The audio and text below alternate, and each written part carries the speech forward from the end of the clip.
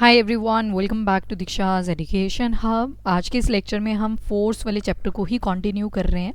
तो this is going to be lecture number 3, force momentum inertia वाले chapter का। तो अगर लास्ट लेक्चर को थोड़ा सा वाइंड अप कर लें तो वहाँ पे हमने देखा था फर्स्ट लॉ ऑफ मोशन किसका, न्यूटन का, जिसके हमें प्रोडक्ट मिलते हैं inertia. Second law of motion में हम देखते हैं मोमेंटम, हमारे पास प्रोडक्ट निकल के आया था। थर्ड लॉ ऑफ मोशन में हमने बोला था कि हर एक एक्शन का इक्वल एंड ऑपोजिट रिएक्शन होता है। तो जैसे बॉल आपने दीवार के ऊपर फेंकी, वो दोबारा से वापस आएगी।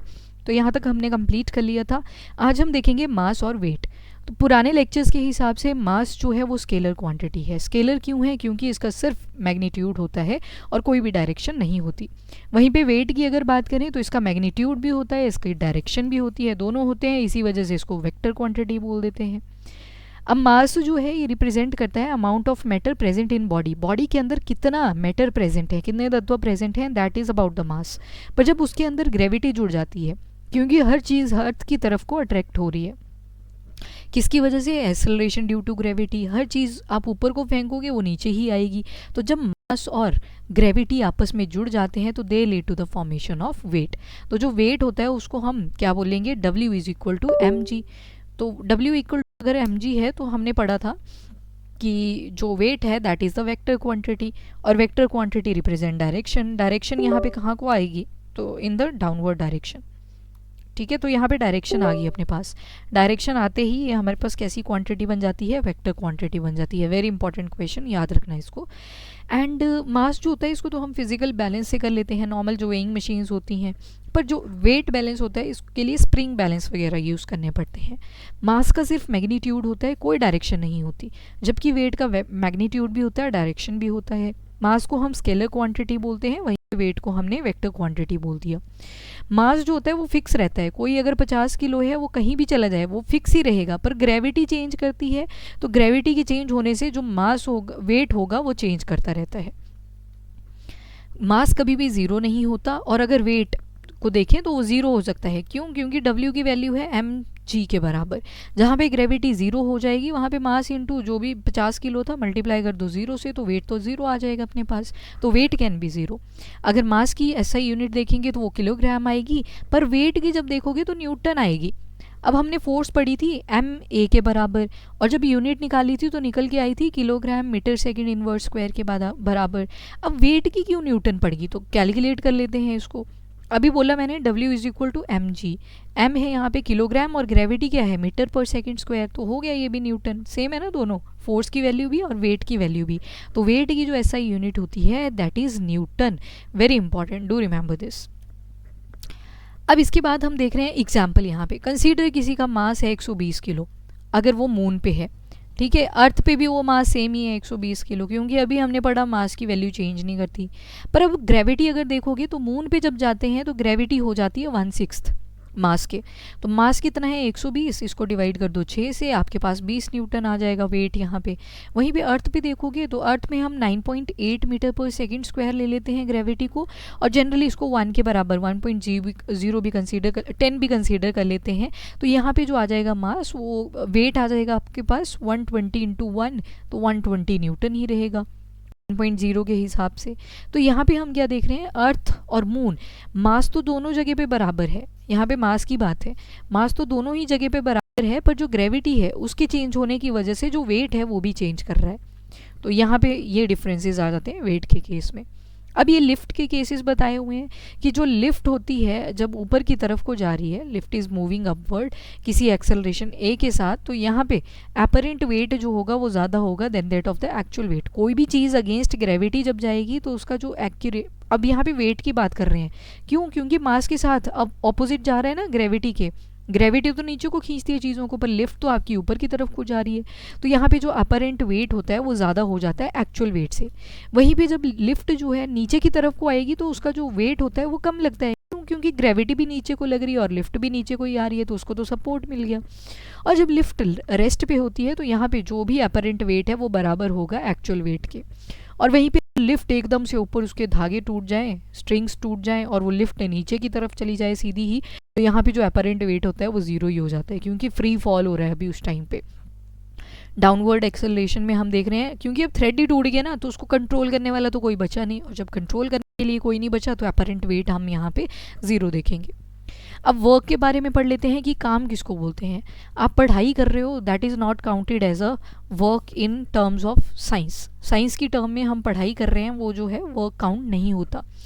वर्क क्या होता है फिर? वर्क होता है अगर कोई ऑब्जेक्ट आपका पहले रेस्ट पे है, रेस्ट से उसको मूव करके आपने किसी बोरी को आगे जाके रख दिया, that is considered as work. मतलब यहाँ पे फिजिकल लेबर का होना ज़रूरी है, तभी उसको वर्क बोलेंगे। तो वर्क क्या होता है? Work done by force acting on an object is equal to the magnitude of force multiplied by the distance. Let us try to understand. ये कोई ऑब्जेक्ट है, इसको हम कंसीडर कर लेते हैं फर्टिलाइज़र की ये कोई बोरी है, ठीक है, सैक है। मान लो ये 10 किलोग्राम की है, अभी ये पड़ी हुई है आपके स्टोर रूम में। अब इसको आपने कहाँ लेके जाना है? खेतों में लेके जाना है, फील्ड में लेके जाना है, क्योंकि यूज़ भी तो करना है, खरीद तो ली, यूज़ भी करना है। अब आपने यहाँ से इसको उठाया या उठाई नहीं गई तो धक्का मार के ले गए खेत के पास। तो पहले ये मान लो आपके स्टोर रूम में थी, अब कहाँ पहुँच चुकी है? अब खेत में जाके पहुँच चुकी है, तो इसकी पोजीशन चेंज हो चुकी है, ठीक है। यहाँ से पोजीशन जो है इसकी वो बिल्कुल चेंज हो चुकी है। तो वर्क को क्या बोलेंगे कि कितना फोर्स आपने लगाया इस ऑब्जेक्ट को किसी टारगेट एरिया पे लेके जाने का, तो that is known as work. तो एक तो फोर्स आ गई, दूसरा इसमें डिस्प्लेसमेंट आ गया। तो अगर डिस्प्लेसमेंट आ रहा है, displacement is vector quantity, distance हमारे पास स्केलर क्वांटिटी था क्योंकि वहाँ पे हम सिर्फ मैग्नीट्यूड को देखते थे, पर डिस्प्लेसमेंट हम बोलते थे जब डायरेक्शन भी काम में आ जाती थी। तो वर्क किसके बराबर आता है? फोर्स इनटू डिस्टेंस, डिस्प्लेसमेंट के बराबर। तो वर्क जो है कैसे बोलोगे? कोई ऑब्जेक्ट था आपके स्टोर रूम में, स्टोर रूम से आप उसको उठा के अपने आंगन में ले गए चाहे से कंसीडर, तो ये जो बीच का डिस्टेंस है ना, ये होगी यहाँ पे डिस्प्लेसमेंट। डिस्प्लेसमेंट क्या रिप्रेजेंट कर रहा है? फिर आप इस चीज़ को यूज़ कर लोगे तो यहाँ पे ये फाइनल पोजीशन हो जाएगी, कोई वापस नहीं लेके जा रहे स्टोर रूम में क्योंकि यूज़ कर ली उस चीज़ को। तो वर्क क्या हुआ यहाँ पे? Force applied into displacement. तो अब फोर्स की यूनिट कितनी थी? न्यूटन थी ना, डिस्प्लेसमेंट की मीटर थी, तो न्यूटन मीटर जो है वो वर्क की यूनिट आ जाती है। तो वर्क की यूनिट क्या बन गई अपने पास? ये बन गई न्यूटन मीटर। अब जो वर्क होगा वो पॉजिटिव भी हो सकता है, नेगेटिव भी हो सकता है, ज़ीरो भी हो सकता है, क्योंकि हम डिस्प्लेसमेंट की बात कर रहे हैं, डायरेक्शन काम में आ चुकी है। याद करो डिस्प्लेसमेंट को क्या बोला था मोशन वाले चैप्टर में कि इट इज़ वेक्टर क्वांटिटी, मतलब मैग्नीट्यूड भी होगा और डायरेक्शन भी होगी। अब लेट्स से आपने साइकिल रखी हुई थी अपने गैराज के अंदर, साइकिल आप यूज़ करके दोबारा से वहीं पे लेके आ रही हो, तो ज़ीरो, या फिर उस जगह से थोड़ा सा आगे जाके रख रहे हो उसको तो थोड़ा सा नेगेटिव आ जाएगा। इंटीजर्स पे चलते हैं ना डिस्प्लेसमेंट, यहाँ पे 0 था, 1 2 3 इस तरफ को पॉजिटिव है सारा, 0 से इस तरफ जा रहे हैं, 0 कंसीडर जो उसकी एक्चुअल पोजीशन थी रेस्ट वाली, पीछे की तरफ को जाओगे तो वो नेगेटिव हो जाएगा। तो वर्क डन जो होता है it can be done by the force, can be positive, can be negative और इट कैन बी ज़ीरो। तो वर्क जो है इसकी हम क्या देख रहे हैं? Only magnitude but no direction. अब डायरेक्शन क्यों नहीं बची जब फाइनल वर्क आप देखोगे? वो भी देख लेते हैं, क्योंकि फोर्स कैसा था? वेक्टर क्वांटिटी, डिस्प्लेसमेंट भी कैसा है? Vector quantity. दोनों जब लगेंगे दोनों का इम्पैक्ट एक दूसरे से कैंसिल हो जाता है और फाइनली वर्क निकल के आता है स्केलर क्वांटिटी। तो हमने इनका इम्पैक्ट देख लिया। डिस्प्लेसमेंट जो है यहाँ पे, फोर्स जो है that can be positive, negative and zero, और फाइनली जो वर्क है दोनों का जो ये आपका वेक्टर वाला फैक्टर था यानी कि डायरेक्शन वाला फैक्टर था वो कैंसिल कर जाएगा और उसकी वजह से वर्क में हम देखेंगे सिर्फ मैग्नीट्यूड हमारे पास आएगा। यहाँ पे एक एग्जाम्पल भी दे दिया आपको कि अगर 1 न्यूटन ऑफ फोर्स वर्क होता है एक मीटर डिस्टेंस कवर करने में, डिस्प्लेसमेंट कवर करने में, तो वर्क कितना आ जाएगा? वर्क आ जाएगा 1 जूल। अब 1 जूल क्या है? न्यूटन मीटर को ही हम क्या बोलेंगे? जूल के बराबर। तो जो एसआई यूनिट हम लेंगे किसकी? वर्क की, वो कितनी आ जाती है? वो आ जाती है जूल। जूल की जगह पे कैलोरी भी लिखा हो सकता है, दोनों ही आ जाएंगी। पॉजिटिव वर्क डन कब होगा? जब आप फुटबॉल को किक कर रहे हो तो एक ही डायरेक्शन में जाएगा, पॉजिटिव वर्क डन है। चेयर को मूव कर रहे हो एक ही डायरेक्शन में कर रहे हो, वर्क डन है। थ्रोइंग अ स्टोन, स्टोन को फेंक रहे हो एक ही डायरेक्शन में है। बाइसिकल को राइड कर रहे हो एक ही डायरेक्शन में है, तो all are the positive work done. तो फिर नेगेटिव वर्क डन कौन से होंगे? कोई बॉडी थी उसको आपने ऊपर वाली डायरेक्शन में फेंका तो नहीं, तो दोबारा से नीचे की तरफ को है, तो that is considered as negative work done. आपने कोई बॉल ली उसको ऊपर की डायरेक्शन में फेंक दिया, पर बॉल को आना तो दोबारा से नीचे ही है, तो this is your negative work done, क्योंकि वहाँ पे ग्रेविटेशनल फोर्स का भी रोल आ जाता है। वैसे फ्रिक्शनल फोर्स अगर देखोगे तो जब कोई भी ऑब्जेक्ट आगे को चल रहा था तो वर्क डन की टर्म्स में वो नेगेटिव आएगा ना, क्योंकि पीछे को भी तो एक फोर्स लग रही है। तो ये सारे एग्जाम्पल आ जाएंगे नेगेटिव वाले केस में। सी सॉ देखोगे तो वहाँ पे भी नेगेटिव। सी सॉ कौन सी गेम होती है? झूला होता है ना, ऐसे एक तरफ बैठा होता है, एक इस तरफ बैठा होता है, तो अप डाउन चला होता है मास के बेसिस पे। तो यहाँ पे भी नेगेटिव वर्क डन आपको देखने को मिलता है। नाउ एनर्जी का अगर कॉन्सेप्ट देखें तो एनर्जी जो है किसी भी ऑब्जेक्ट के अंदर वो हम मेंशन करते हैं इन terms of capacity of doing work. Work तो आपने देख लिया कि फोर्स इनटू डिस्प्लेसमेंट, पर यहाँ पे एनर्जी क्या है? इस काम को करने की जो क्षमता है, that is known as capacity of doing work is known as energy. उसको ही हम ऊर्जा बोलते हैं। तो अगर कैपेसिटी को रिप्रेजेंट कर रहा है तो इसकी यूनिट भी सेम आएगी जैसी वर्क की थी, यानी कि जूल। जूल की अगर आप छोटी फॉर्म लिखोगे वो है न्यूटन मीटर, और यहाँ पे इसको ही क्या बोलते हैं? जूल बोल देते हैं। तो हम कब बोलेंगे कि एक न्यूटन वर्क हुआ? एक जूल वर्क कब होगा? जब 1 न्यूटन फोर्स लगेगी 1 मीटर के डिस्टेंस पे। तो 1 जूल को ही हम क्या बोल रहे हैं? जो कैपेसिटी है उस काम करने की, उसको हम क्या बोल दे रहे हैं? That is joule. एनर्जी की यूनिट भी वही आएगी जो वर्क की थी। डिफरेंट टाइप की एनर्जी होती है, जैसे एक होती है मैकेनिकल एनर्जी। मैकेनिकल एनर्जी आपका पोटेंशियल एनर्जी और काइनेटिक एनर्जी का मिश्रण होता है। पोटेंशियल एनर्जी होती है एनर्जी एट रेस्ट। जब भी कोई बॉडी रेस्ट पे थी तो उस टाइम पे हम जो एनर्जी बोलते हैं दैट इज़ पोटेंशियल एनर्जी, और इसकी वैल्यू आती है mgh के बराबर, मास, ग्रेविटी और हाइट। काइनेटिक एनर्जी अगर देखोगे तो काइनेटिक एनर्जी होती है हाफ mv², यानी कि जब वो बॉडी रेस्ट पे थी ना, अब जब ये मोशन में आ जाएगी तो मोशन में जब भी कोई बॉडी आ जाती है तो उसको हम बोलते हैं काइनेटिक एनर्जी, हाफ mv²। उसके अलावा हीट एनर्जी हो सकती है, केमिकल एनर्जी हो सकती है, इलेक्ट्रिकल एनर्जी, लाइट एनर्जी, ये सब क्या है? एनर्जीज की ही फॉर्म है। तो काइनेटिक एनर्जी की ही वजह से हाइड्रो पावर प्लांट सेटअप हो रखे हैं, विंड मिल्स चल रही हैं बिकॉज ऑफ काइनेटिक एनर्जी, यानी कि एनर्जी इन मोशन। जब एनर्जी कोई मोशन में होती है तो उसको हम क्या बोलते हैं? Kinetic energy. कार मूव कर रही है, काइनेटिक एनर्जी। गन से बुलेट निकल के आ रही है तो that is energy. Flying airplane, kinetic energy की वजह से। Walking and running, that is because of kinetic energy. पर अगर खड़े हो एक जगह पे, स्ट्रेट लाइन में चल रहे थे पर एक जगह पे खड़े हो गए, स्टैंडिंग पोजीशन में आ चुके हो अब, तो then there is potential energy. रुकी हुई एनर्जी इज़ पोटेंशियल एनर्जी, चलती हुई एनर्जी इज़ काइनेटिक एनर्जी। ये देखो, पोटेंशियल एनर्जी मतलब जब कोई चीज़ अपनी ही रेस्ट पे रहे, और वैल्यू आती है इसकी mgh के बराबर। और जैसे ही ये रेस्ट से मोशन में आ जाएगा तो मोशन में आते ही क्या बन जाती है? Kinetic energy, which is equivalent to half mv²। m यहाँ पे मास को रिप्रेजेंट करेगा, v यहाँ पे वेलोसिटी को रिप्रेजेंट करेगा। तो यहाँ पे बहुत सारे एग्जाम्पल दे रखे हैं कि कैसे आप एनर्जी को ट्रांसफ़र कर सकते हो from one object to the another. तो जैसे एग्जाम्पल लिया हुआ है, कोई रबर बैंड है, जब वैसे ही पड़ा हुआ है तो पोटेंशियल एनर्जी, पर जैसे ही आप उसको स्ट्रेच करोगे तो there is kinetic energy.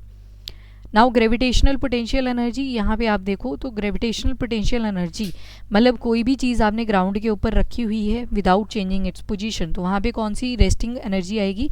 Gravitational potential energy. जैसे वेट रखे हुए हैं, वाटर रखा हुआ है बिहाइंड द डैम। अब डैम के यहाँ रखा है ना, तो डैम क्यों बनाए जाते हैं? ताकि ऊपर पानी एक तो स्टोर करा जा रहा है और नीचे इलेक्ट्रिसिटी प्रोड्यूस करी जाएगी। तो ये जो सारा स्टोर्ड वाटर है ये ग्रेविटेशनल पोटेंशियल एनर्जी को रोक रहा है, मतलब ग्रेविटी के इन्फ्लुएंस में भी है। सोचो ये डैम ही टूट जाए, सारा पानी आ जाएगा आगे, तो यहाँ पे जो स्टोर हुआ है वाटर, इसको बोलेंगे दैट इज़ इन रेस्ट। पर कैसा रेस्ट? Gravitational potential energy. यहाँ पे पोटेंशियल एनर्जी तो है, रेस्ट में तो है पानी, पर ग्रेविटी के इन्फ्लुएंस में भी है एट द सेम टाइम। उसके अलावा एस्केप वेलोसिटी क्या होती है? एस्केप वेलोसिटी 11.2 किलोमीटर पर सेकेंड। इस स्पीड से किसी ऑब्जेक्ट को अगर आप अर्थ से ऊपर की तरफ फेंकोगे तो वो चली जाएगी आउट ऑफ ग्रेविटी, फिर उसके ऊपर ग्रेविटी का कोई इन्फ्लुएंस नहीं रहता।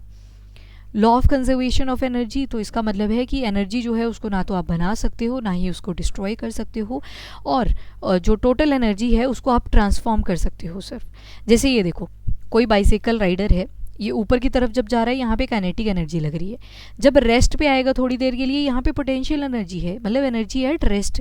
फिर दोबारा से नीचे की तरफ को जा रहा है तो यहाँ पे काइनेटिक एनर्जी आ जा रही है। पर एनर्जी जो देख रहे हो आप वो हर तरफ आपको दिखेगी। तो एनर्जी जो है ये सिर्फ ट्रांसफॉर्म करी जा सकती है, एक फॉर्म से दूसरी फॉर्म में इसको चेंज किया जा सकता है, पर कभी भी ख़त्म या बनाया नहीं जा सकता। जैसे केमिस्ट्री में पढ़ा था वैसे ही था ये लॉ अभी। उसके बाद फ्री फॉलिंग ऑब्जेक्ट्स का तो हमने पढ़ लिया था। अब देखते हैं पावर के बारे में। पावर जो होता है ये रिप्रेजेंट करता है कि हम कैसे as the rate of doing work और the rate of transfer of energy, ये जो एनर्जी को ट्रांसफ़र कर रहे हैं ना, इस कैपेबिलिटी को क्या बोलते हैं, पावर। तो पावर जो होता है कितने वर्क को हम ट्रांसफॉर्म कर पा रहे हैं in particular time, that is equal to power. तो पावर को वर्क का याद करो, यूनिट थी जूल्स, टाइम की क्या है सेकंड, तो सेकंड ऊपर जाएगा तो पावर की यूनिट आ जाएगी अपने पास जूल सेकंड इनवर्स। तो जूल सेकंड इनवर्स यूनिट है पावर की। तो पावर के लिए हम 2-3 यूनिट्स यूज़ करते हैं जनरली। हम यहाँ पे यूज़ करते हैं वॉट के अलावा हॉर्स पावर भी यूज़ करी जाती है। तो ये दोनों ही यूनिट्स हैं किसकी, पावर की। तो जो पावर की यूनिट है उसको बोलते हैं वॉट, डब्ल्यू से रिप्रेजेंट करता है। और अगर जूल पर सेकंड बोलें तो जूल सेकंड इनवर्स भी आ जाएगी, क्योंकि इसकी जो यूनिट निकाली कहाँ से आई, वर्क अपॉन टाइम से। तो वर्क की यूनिट थी जूल, टाइम की यूनिट थी सेकंड, सेकंड ऊपर गया तो जूल सेकंड इनवर्स। और उसके अलावा यहाँ पे हम हॉर्स पावर भी देख सकते हैं। तो 1 हॉर्स पावर जो होती है इट इज़ अराउंड 746 वॉट्स के बराबर। तो 1 हॉर्स पावर जो होती है ये 746 वॉट्स के बराबर होती है। तो you have to remember this. अब देखो एनर्जी कैसे कैसे ट्रांसफ़र हो सकती है। मान लो 2 बॉल्स हैं अपने पास, एक रेड कलर की बॉल है, एक वाइट कलर की बॉल है। रेड जो थी वो स्पीड में आई, पर वाइट वाली बॉल यहाँ पे रेस्ट पे थी। तो जैसे ही रेड वाली ने धक्का मारा वाइट को तो एनर्जी का ट्रांसफ़र हुआ, रेड वाली रुक जाएगी और वाइट वाली चलना शुरू कर देगी। जैसे ही दोनों धक्का मारेगी रेड वाली वाइट को, कोलिजन होगा, टकराव होगा। तो कोलिजन के बाद आप देखोगे कि जितनी एनर्जी से आपकी ये रेड वाली बॉल चल रही थी उतनी ही एनर्जी से अब वाइट वाली बॉल चलेगी, और जो रेड है वो बिल्कुल स्लो मोशन में बिल्कुल रेस्ट पे आ जाएगी। दूसरा केस हम क्या देख रहे हैं, बिफोर कोलिजन, टकराने से पहले रेड बॉल इस डायरेक्शन में आ रही है, वाइट बॉल इस डायरेक्शन में आ रही है। दोनों जब कोलाइड करके तो दोनों ने एनर्जी ट्रांसफ़र करी और ऑपोजिट डायरेक्शन में चलना शुरू कर देंगे। ये देखो आफ्टर कोलिजन दोनों ऑपोजिट डायरेक्शन में चलना शुरू कर देंगे। कंचे खेले होंगे आपने, उनमें ये आप फिनोमिनास देखते हो, वहाँ पर भी एनर्जी का ट्रांसफ़र होता है। अब एक केस और बन सकता है कि हो सकता है रेड वाली जो बॉल थी वो ज़्यादा स्पीड से चल रही है, वाइट वाली बॉल भी चल रही है पर थोड़ी कम स्पीड से चल रही है। जैसे ही दोनों एक दूसरे के साथ टकराएंगी तो टकराने के बाद एनर्जी का ट्रांसफ़र हो जाएगा, यानी कि जो वाइट बॉल है ये स्पीड से चलेगी और जो रेड बॉल है वो बिल्कुल स्लो मोशन में चल जाएगी। तो यहाँ पे हम क्या देख रहे हैं, कोलिजन्स पे, टकराने पे भी क्या हो रहा है, एनर्जी का ट्रांसफ़र हो रहा है। तो इसी के साथ हमारे मोशन और फोर्स वाला जो चैप्टर है ये दोनों कंप्लीट हो चुके हैं। दोनों के ही 3-3 लेक्चर्स थे। आई होप आपने दोनों लेक्चर्स कंप्लीट देखे हैं।